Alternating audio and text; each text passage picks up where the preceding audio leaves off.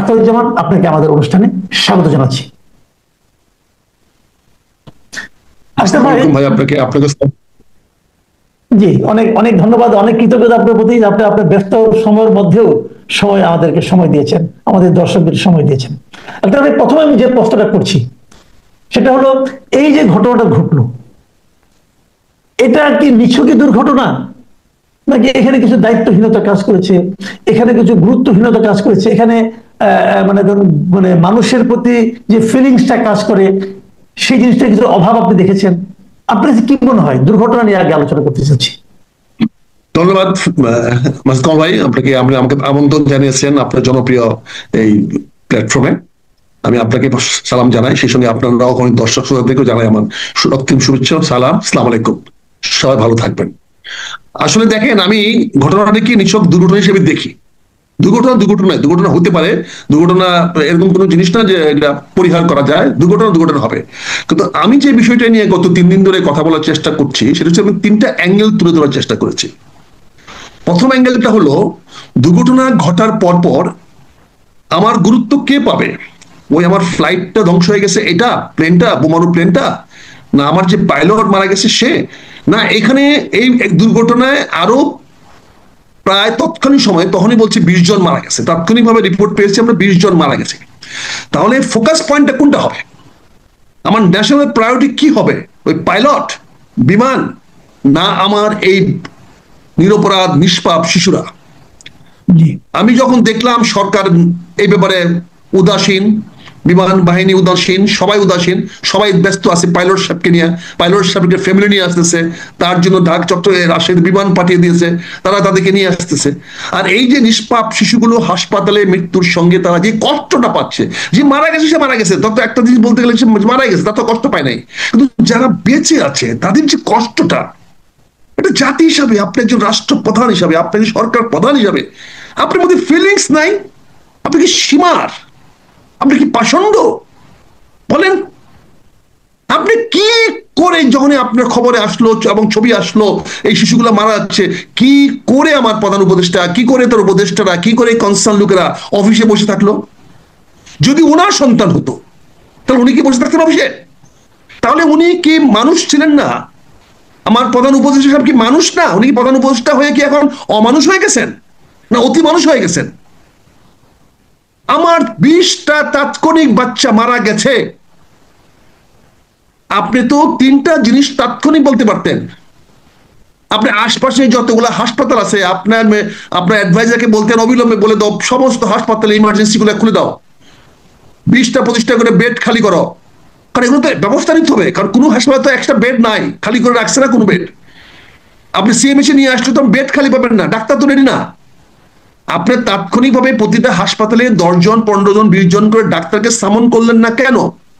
কেন তাদেরকে নির্দেশ দিলেন না এবং উত্তরের আশেপাশে সকল হাসপাতালগুলোকে 20টা বা 50টা করে বেড, ইমার্জেন্সি বেড খালি করার নির্দেশ কেন দিলেন না? এটা দিতে কয় সেকেন্ড লাগে, কয় মিনিট লাগে? আপনার যদি এত লেট হেডেড মাথা হয়, আপনি চিন্তা যদি এত ব্যাকডেটেড হয়, আপনার যদি রিয়াকশন এত দেরিতে হয়, তাহলে how can you run the country? আপনি দেশ চালাবেন কি করে? আপনারা জানেন উত্তরাতে প্রায় 3-4টা মেডিকেল কলেজ আছে, উত্তরাতে কয়েকটা হাসপাতাল আছে, আমার এখানে ওই কুর্মিটোলা বিশাল বড় হাসপাতাল আছে, সিএমএইচ আছে, বিমান বাহিনীর হাসপাতাল আছে। আপনি একটি অর্ডারে কেন বলে দিলেন না প্রতিটা হাসপাতালে 50টা করে বেড খালি করেন, অক্সিজেন নিয়ে আসেন, বার্নিং এর জন্য ইনস্ট্রুমেন্ট রেডি করেন, এবং ডাক্তার 100 ডাক্তার 200 ডাক্তারকে সামন করেন, they should be available at once on the bed. রুগী আসবে, ট্রিটমেন্ট শুরু হবে, তার নাম ধাম, বাপের নাম, দাদার নাম লেখার কোনো দরকার নাই। Treat them fast. That was the real reaction of any responsible person. Any responsible person. Whatever the government বলেন, যাই কিছু বলেন, he has failed to react. আমার শ্রদ্ধেয় ডক্টর ইউনূস সাহেবকে বলতে হচ্ছে, sir you have failed, miserably you have failed to react on the cry of my children. আমার শিশুর কান্না আপনার কানে পৌঁছায় না, এমন একটা বন্দিশালায় আপনি বসে আছেন যমুনার মধ্যে, যেখানে আমার শিশুর কান্না পৌঁছে না। এটা হৃদয় বিদারক, কষ্টদায়ক, বেদনাদায়ক। স্যার, আমরা শুনেছিলাম বিমান বাহিনী প্রধান বিদেশে এসেছেন, আমরা বিদেশে ছিলেন বলে বলছি তাকে কুইকলি ব্যাক করে নিয়ে আসেন, এখন দেখলাম উনি দেশে ছিলেন। জেন্টলম্যান, আপনি কি যেতে পারতেন না ওখানে? আপনি হেলিকপ্টার দিতে পারতেন না? আবার আপনি বলতেছেন আপনারা ভুল বুঝবেন না, আপনার রিমার্ক ছড়াবেন না। কাকে বলতেছেন আপনি? ইউ আর এন অ্যাকিউজড, আপনি খুনের আসামি। এই খুনের আসামি আপনি বলেন যে আপনারা বিভ্রান্তি ছড়াবেন না? অটাসিটি কত আপনার? আপনি কে রে ভাই? কেঠা আপনি? হ্যাঁ, বাংলাদেশের কোথায় যদু আসেন আপনি? একেবারে বাইশে বিমান বাহিনী প্রধানে গিয়ে আপনার লাট বাহাদুর হয়ে গেছেন গা, যা ইচ্ছে জনগণের উদ্দেশ্যে কথা বলেন। জনগণের উদ্দেশ্যে কথা বলেন আপনি কে? আমি প্রশ্ন করছি, আপনি কে জনগণের উদ্দেশ্যে কথা বলার? জনগণ কিন্তু আপনার বাবার তালুকে বাস করে নাকি জনগণের উদ্দেশ্যে আপনি কথা বলবেন? আমি দুর্ঘটনার জন্য কাউকে দায়ী করছি, দুর্ঘটনা is part of the life, এটা হতেই পারে। কিন্তু এর যে গাফিলতিটা, এর যে আপনার যে দুর্বলতাগুলা, ব্যর্থতাগুলো তুলে ধরতে হবে। ব্যর্থতা। তারপরে আপনাদের এক্সট্রা কোশ্চেন নেবেন যে আপনি একটা বিমানবন্দর থেকে, একটা মেইন রানওয়ে থেকে, আমার মেইন জায়গা থেকে আপনার প্লেনটা উড়াচ্ছেন, আশেপাশে এত জনবসতিপূর্ণ, পাশে হাই রাইজ বিল্ডিং আছে, আপনি বলতেছেন এখানে স্কুল বিল্ডিংটা অবস্ট্রাকশন। তাহলে আপনারা এতদিন ধরে কি করতেছেন? কেন বলেন না? কেন বললেন না? এই স্কুলটা যদি অবস্ট্রাকশন হয়ে থাকে তাহলে আপনারা বিমান বাহিনী কেন বললেন? আপনি তো আমার বিমান বাহিনীর কারণে তো আমার এক্সপ্রেস ওয়ে রাস্তা বদলাই দিচ্ছেন। আমার এক্সপ্রেস ওয়ে রাস্তা যেটা ফার্ম গেটে যাওয়ার কথা ছিল সেটা বদলাই ফেলতে পারছেন। সেটা বদলাই ফেলতে পারছেন আপনি, এখানে একটা হাই স্কুলকে আপনি বদলাতে পারলেন না। এটা কি ধরনের কথাবার্তা বলেন? এই জন্য I have to react. Thirdly আমি যেটা দেখেছি সেটা হচ্ছে যে নাইদার আমার শিক্ষামন্ত্রীর স্কুলের বাচ্চারা মারা গেছে, এই বাচ্চাদের গার্জিয়ান কে? অভিভাবক কে? শিক্ষামন্ত্রী, শিক্ষা উপদেষ্টা। সে একটার থেকে সন্ধ্যা পর্যন্ত, রাত্রে পর্যন্ত ছুটে যাওয়ার সময় পেলেন না বাচ্চাদের দেখার জন্য? সে তো আবেদন জানাবে সরকারের কাছে যে আমার বাচ্চাদেরকে বাঁচান। এটা তার হিউম্যান ক্রাই হওয়ার কথা ছিল, তার ক্রন্দন হওয়ার কথা ছিল, আমার বাচ্চাদেরকে বাঁচান। সে তো বলবে তার বাচ্চা। শিক্ষা সচিবকে রূপে দিয়ে আপনি গলা কাটছেন, ঠিক আছে, ওইটা একটা খারাপ মানুষ, তার বাচ্চাতে ভালো করছেন। What about DG education? What about the other fellows? যারা কেউ ওখানে যায় না। এই জন্য স্যার আমি রিয়েক্ট করেছি, আমি বলেছি, এবং আমি এটা নিয়ে I want to fight it out. এটা নিয়ে I want to fight it out, এটা একটু সর্ট ইট আউট। এটা নিয়ে আমি দায়ী করতে চাই। এখন ঘটনা 3 দিন হয়ে গেছে, ঘটনা ঘটে গেছে, এখন আমরা ওই বাচ্চাদেরকে ফেরত পাবো না। কিন্তু কারা ব্যর্থ হয়েছে তাদের জন্য তো আমাদেরকে একটা ব্যবস্থা নিতে হবে। এই ব্যর্থ লোক দেখে আমি আরেকটা ব্যর্থতার জন্য দায় দিতে পারি না। 3টা মানুষকে যেতে হবে চাকরি থেকে, সরাইতে হবে। বিমান বাহিনী প্রধানকে সরাইতে হবে, আপনাকে সরাইতে হবে। সরান। আপনি শিক্ষামন্ত্রীকে সরাইতে হবে। সরান, যত তাড়াতাড়ি সরাবেন তত তাড়াতাড়ি দেশের মঙ্গল হবে। সরাইতে হবে আপনাদেরকে সরান। স্বাস্থ্যমন্ত্রীকে অবিলম্বে সরাইতে হবে। সে ব্যর্থ হয়েছে ফেল করতে। আর 3 জনকে সরাইতে না পারলে আমি বিনয়ের সঙ্গে বলছি, ডক্টর ইউনূস সাহেব, this is not your bread and butter. Please leave this chair, go back to France, please. উনি ফ্রান্স থেকে আসছেন, যেখান থেকে আসা মাথায় যাকে আলাদা বলছেন, তুমি যেখান থেকে আসছো সেখানে ফেরত যাবে, বুঝছেন না? এটা হলো নারীর টান। তো নারীর টানে উনি চলে যাবেন, উনি ঠিক হবে। যে এখন সরকার এর সঙ্গে সাধারণ মানুষের যে বিরোধটা আমি মনে করি মনস্তাত্ত্বিক একটা বিরোধ দেখা যাচ্ছে। সেই বিরোধ হলো সরকার যা কিছু করছে সাধারণ মানুষ সেটাকে বিশ্বাস করছে না, আস্থায় নিচ্ছে না।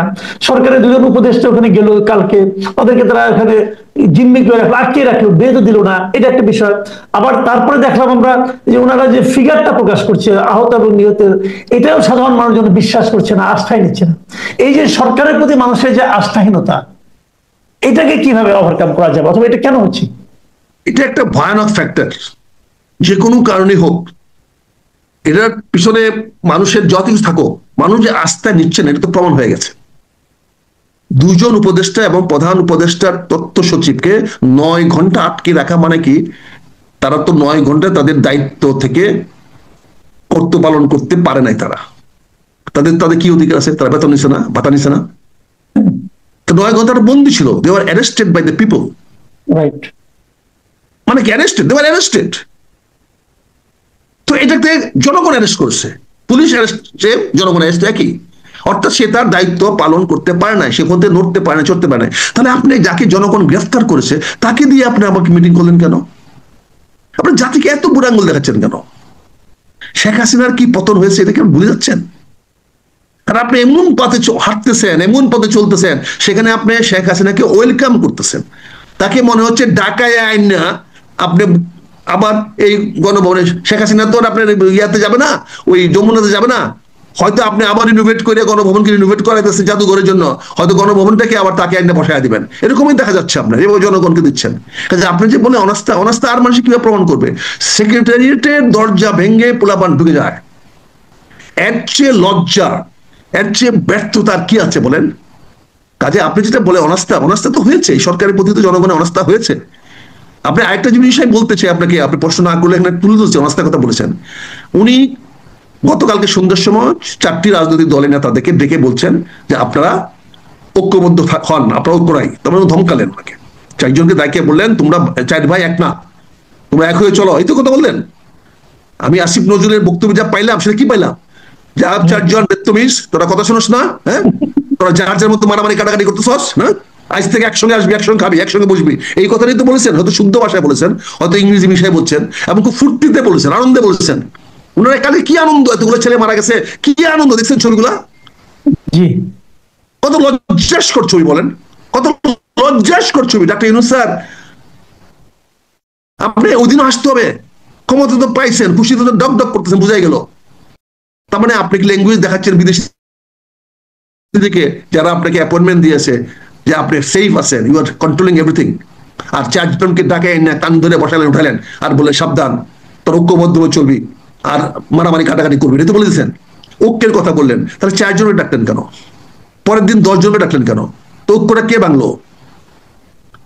58টা রাজনৈতিক দল আছে, আপনি বলে দেন আওয়ামী লীগকে ডাকবেন না, জামাত জাতীয় পার্টিকে ডাকবেন না, বা বাসদকে বা জাসদকে ডাকবেন না, বলে যে এই 10টা পার্টি হলো ফেসিস্ট পার্টি, এদেরকে ডাকবো না।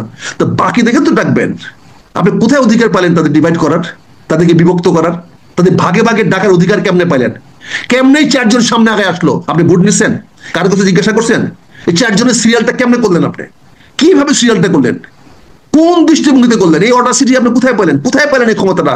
এটা কি মিসইউজ অফ পাওয়ার না? না এখানে আরেকটা জিনিস, এখানে একটা জিনিস ওনারা আলোচনা করলেন। আমি কিন্তু কালকে খুব ভেবেছিলাম যে ওনারা বোধহয় এই যে বিমান দুর্ঘটনা, এই যে নিহত বাচ্চারা এবং আহতদের চিকিৎসা নিয়ে এগুলো নিয়ে আলোচনা করবেন, কিন্তু আমি দেখলাম আলোচনা করলাম পলিটিক্স নিয়ে। এই জিনিসটা কিন্তু আমার কাছে ঠিক মানে অমানবিক মনে হয়েছে। আমি জানি না আপনার কাছে এটা কিভাবে দেখবেন। কামাল ভাই, আমি তো মনে করছি আপনি তো এটা আরো ভালো বোঝা উচিত ছিল। সরি, আমি এটা আপনাকে নেগেটিভ হতে বলতেছি। না না না, ঠিক আছে। জি, এইটা মিটিংটা উনি কেন করেছেন? উনাকে যারা অ্যাপয়েন্টমেন্ট দাতা, জি, তাদেরকে দেখাইতে হবে যে উনি সবকিছু নিয়ন্ত্রণ রেখেছেন। উনি হাসি খুশি ভাবে সবাইকে বসাইছেন, ছবি উঠাইছেন, এবং সেখানে আলী রিয়াজ প্রেজেন্স আছে। আলী রিয়াজ কেন? Ali Riaz is a representative of sub link. Ali Riaz একটা লিঙ্কের মিডল ম্যান। এখানে ওই যে কি বলে মুনির হায়দার, তাদের ব্যাকগ্রাউন্ডটা কি, তারা কাদের লোক, তাদেরকে ডাকে নিয়ে আসছেন। মুনির হায়দার খালি বারবার গ্লাস বদলাচ্ছে, গ্লাস বদলাচ্ছে। আপনি একটা চিন্তা করেন, আপনি তো মিডিয়ার ম্যান, এরকম ছবি কেউ দেখায় টিভিতে?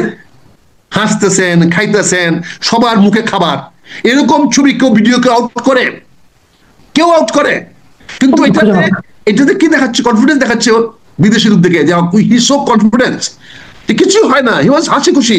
সকল 4টে বড় বড় বিরোধী দলকে নাকে রশ্মিতে বাইন্দা নিয়ে এসে বসায় রাখছে, আর উনি হাসতেছেন, খুশিতে ফুর্তিতেছেন। So this is, he has serve that purpose. But আপনি যে প্রত্যাশা করতেছেন, এই প্রত্যাশা কার কাছে করতেছেন? এই প্রত্যাশা তো জনগণের নেতার কাছে করতে পারতেন। আজকে রাজনীতিবিদ যদি হইতো ওখানে, তাহলে জবাবদি করতে হইতো।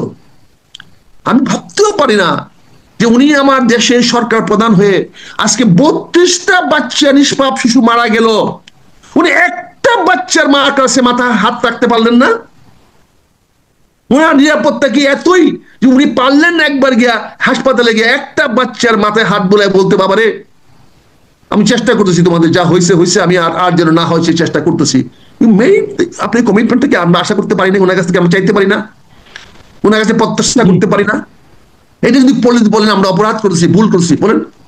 পিনাকি বাবুর কথা যাইতে হয়, আপনার পিনাকি বাবুর ভাষা বেশি বুঝেন, এই জন্য আমি তখন পিনাকি বাবুকে গুরুত্ব মানছি। আমি তার ভাষায় কথা বলবো, আমি তার কাছ থেকে ভাষা শিখতেছি। সে যেভাবে কথা বলে আমি সেভাবে কথা বলবো। অনেক ধন্যবাদ। যদি ভালো না হয়, সে যদি কিছু ঢুকাই দিতে পারে যেখানে সেখানে, আমরা পারবো না কেন? মাসুদ কামাল পারবে না কেন? আমরা ঢুকাই দিব। ও ঢুকাই দিলে যদি কোনো অপরাধ না হয়, তা আমরা ঢুকালে অপরাধ হবে কেন? কামাল ভাই বলেন। আর সে তো আমার গুরুদেব, I am learning from him. এবং আমি তাকে দেখেছি সে পজিটিভলি কথা বলে, যদিও যাকে বলে তাকে তার চেয়ে আমরা ছেলে ফেলায়, কিন্তু কথাটা তো জনগণের পজিটিভ। হয়তো আমার বক্তব্যকে সে খারাপভাবে রিয়েক্ট করে, করুক তো, রিয়েক্ট তো করে, এই জন্য আমি বলছি, আপনি যেটা বলছেন যে অনাস্থার কথা যে বললেন, আস্থা আছে বলে কোনো মনে হয়? বলেন। আমি আমার দলে মহাসচিব এবং স্থায়ী কমিটির সদস্য আমির হোসেন মাহমুদকে অত্যন্ত ধন্যবাদ জানাই, কৃতজ্ঞতা জানাই যে অন্তত ওনাদের মুখে হাসি ছিল না, ওনারা গম্ভীর ভাবে বসছিলেন। That is the face of a politicians. আমি একটা বিষয় আপনাকে বলতে চাই, যেহেতু আপনার সুযোগ পেয়েছেন, আপনার এখানে অনেক মানুষ দেখে, সরকার লোক দেখে, বেসরকারি লোক সবাই দেখে। দেখেন আজকে প্রায় 1 বছর হয়ে গেল সরকার আসছে, আপনি না পারলেন পানিশমেন্ট দিতে, না পারলেন কারোর বিরুদ্ধে কোনো অ্যাকশন নিতে, আপনি কোনো পজিটিভ অ্যাকশন দেখতেছি না। তা আমি আজকে আপনার মাধ্যমে একটা অনুরোধ রাখবো, এই আপনি ইমিডিয়েটলি সরকারের কাছে অনুরোধ করেন, সবাই মিলে চলেন, আপনি একটা রিকনসিলিয়েশন এন্ড ট্রুথ কমিশন করেন। তওবা করার বিধান আছে, আল্লাহ আমাদের তওবা করার বিধান দিয়েছে। আমরা পাপ করার পরে তওবা করলে আল্লাহ মাফ করবেন, আল্লাহ মাপের মালিক। বিগত সরকারের আমলে সরকারি রাজনীতিবিদ হোক, প্রশাসনিক কর্মকর্তা হোক, আর্মি হোক, বিডিআর হোক, পুলিশ হোক, সাংবাদিক হোক, ব্যবসায়ী হোক, ওরা অনেক অপরাধ করেছে, পাপ করেছে। তাদের পাপ মোচনের সুযোগ দেন, তারা তো দেশেরই মানুষ, তাদেরকে দেশ থেকে বের করে দিবেন, তারা কোথায় যাবে? জেল দিলে দেন, 2 বছর 5 বছর জেল দেওয়ার পর দেশে থাকবে তারা। তাদেরকে একটা রিকনসিলিয়েশনের বা একটা ট্রুথ কমিশনের সামনে তারা এসে বলুক তারা অপরাধ করেছে, তারা অন্যায় করেছে, তারা আপনাদেরকে গ্যারান্টি দেখ যে আর করবে না ভবিষ্যতে, মুসলেখা দেখ, তারা যদি অবৈধ সম্পদ অর্জন করে দিয়ে অবৈধ সম্পদ করেছিল সেগুলো রাষ্ট্রের কাছে জমা দিবে, সারেন্ডার করবে, সারেন্ডার করে দিয়ে একজন ভালো নাগরিক হিসাবে বাকি জীবনটা চালাবে, দেশের সেবা করবে, জনগণের সেবা করবে। এরকম একটা সুযোগ করে দিতে বলেন, এই ব্যাপারটা নিয়ে ফাইট করেন। আর কত কামড়ে কামড়ে মারামারি একজনের বিরুদ্ধে একজন করবো, আপনি এই বিষয়টা নিয়ে একটু করেন। Let's have a truth commission, let's have a reconciliation করার সুযোগ দেন, আমার তওবার সুযোগ দেন। তওবার সুযোগ আল্লাহ দিয়েছে, আল্লাহ যখন আমাকে তওবা করার সুযোগ দিয়েছে, আপনাকে দিয়েছে, সবাইকে দিয়েছে, আমরা কেন, সরকার কেন এদেশের মানুষকে, সে অপরাধী হোক, তাকে ফাঁসি দিলে দেন, দিতে পারলেন না, 11 মাস চলে গেল, 12 মাস চলে গেল, তখন একটা রিকনসিলিয়েশন সুযোগ দেন, জাতিকে আর বিভক্ত করেন না, সবাইকে ইউনাইটেড করেন, সবাইকে এই দেশের মানুষের কল্যাণে কাজ করার সুযোগ দেন। কাউকে দেশে তাড়াই দিলে, যারা তাড়াই দিচ্ছেন তারা কিন্তু দেশের বাইরে বসে নাই, তারা কিন্তু আবার ঘরে ফিরে আসার জন্য সকল পর্যায়ে কাজ করছে। আপনার চোখে ষড়যন্ত্র, তাদের পক্ষে কিন্তু দেশপ্রেম, তাদের কিন্তু দলের প্রতি আনুগত্য, তারাও কিন্তু যেটাকে মনে করছে জনগণের কল্যাণে তারা কাজ করতেছে, তারাও বিদেশ থেকে দেশে ফিরে আসার জন্য আপ্রাণ চেষ্টা করছে। এই প্রচেষ্টায় তারা যদি সফল হয়, তা আপনাকে তো কালকে ট্রুথ কমিশনের সামনে যেতে হবে, আপনাকে তো এই রিকনসিলিয়েশন যেতে হবে। তা আপনার মাধ্যমে আমি আজকে সুযোগ পেয়েছি, কমল ভাই, আপনার অগণিত লোকজন দেখে আপনার অনুষ্ঠান, সবাই শুনে, এই জন্য আমি এই প্রস্তাবটা আপনার কাছে রাখলাম, আপনি দয়া করে একটু হাইলাইট করেন যে রিকনসিলিয়েশন করে আপনি সবাইকে, এই জাতির মানুষকে ঐক্যবদ্ধ করেন, সবাইকে দেশের সেবা করার, কাজ করার সুযোগ দেন। মানুষ ভুল করে, ভুল করেই বলে সাজা পাইতে হয়, পানিশমেন্ট হয়, ফাঁসি হয়, কিন্তু তারপরেও আল্লাহ বলেছেন তওবা করলে মাফ করে দেন, তওবার একটা সুযোগ সৃষ্টি করে দেন। এই বলে আপনাকে বিদায় নিচ্ছি। অনেক ধন্যবাদ, অনেক শুকরিয়া যে আপনি আমাকে আপনার অনুষ্ঠানে সুযোগ দিয়েছেন, আমি কৃতজ্ঞ আপনার কাছে।